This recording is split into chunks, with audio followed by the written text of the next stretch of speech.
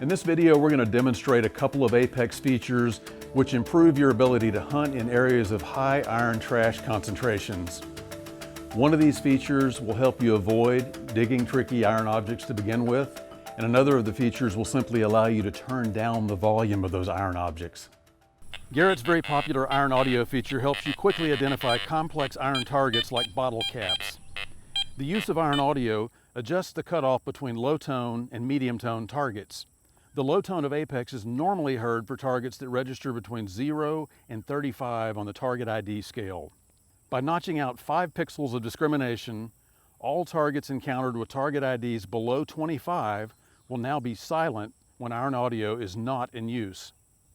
When iron audio is turned on, targets below 25 will be heard as a low tone. The tone break will now be shifted, meaning that targets from 25 to 44 will now be heard as low-medium tones. The normal tone breaks for targets above 44 remains unchanged. The use of iron audio can help you avoid being tricked into digging an undesired target.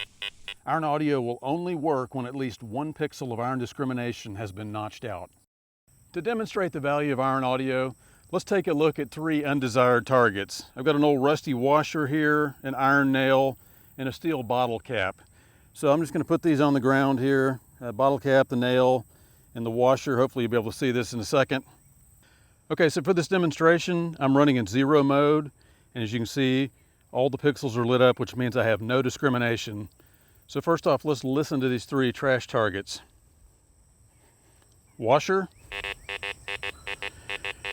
Bounces around from 4, maybe up to 16 with a nice little iron grunt.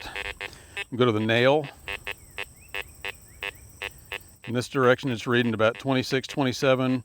Iron will read differently in different directions, so be aware of that as you approach iron targets from different directions. So I know probably something 30 or so would get rid of that nail. And then this bottle cap, the steel bottle cap, has a good high-pitched signal. There's already a little indication of iron to it, maybe picking up the nail beside it, but that sounds like a clean target I would definitely dig.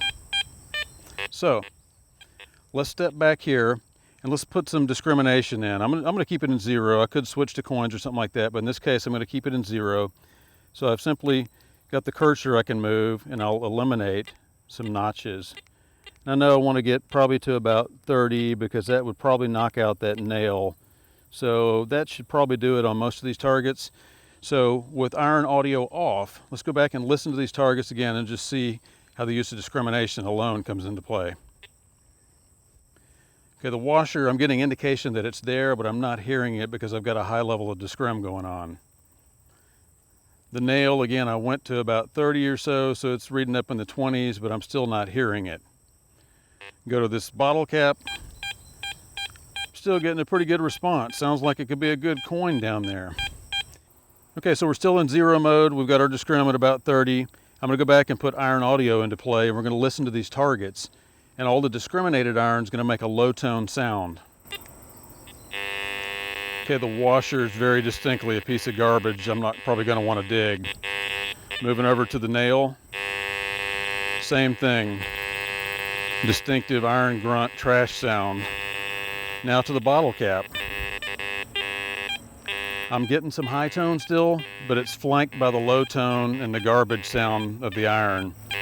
So I know that's a very questionable item at best. So that's the value of putting iron audio into play. If that was a coin, I would not get the iron grunts or the iron on either side of the high tone there. Okay, so for that demonstration, I had the iron volume set high to 8. That way you could hear it clearly on some of the iron grunts.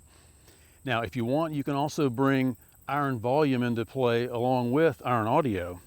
So I'll go back into my adjustments, and I'm going to turn down that iron volume, let's say maybe to 2 or something that's very quiet.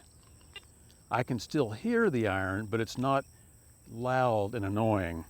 A lot of people like to hunt with Garrett's with the iron audio on, but it's very loud.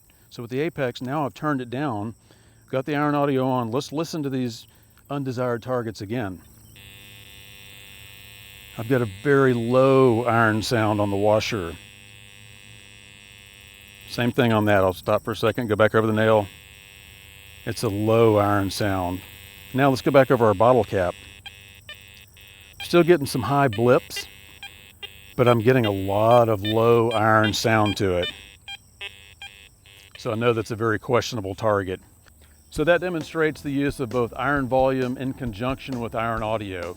So you can go out there and turn down the sound and still hear the iron on those undesired targets and know they're there and listen for those higher tone squeaks in a trash-filled place. And that's a powerful feature with the Apex, iron audio combined with iron volume. I'm in the coins mode here and I'm going through these park areas, these picnic benches. A lot of trash. I see a lot of pull tabs and stuff over here.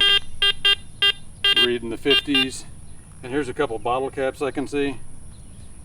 I've got a lot of discrim in there, but they could still give you a good signal if that guy was buried, or if that guy was buried. So if I put my iron audio on, still getting an occasional squeak, but I'm getting a lot of iron.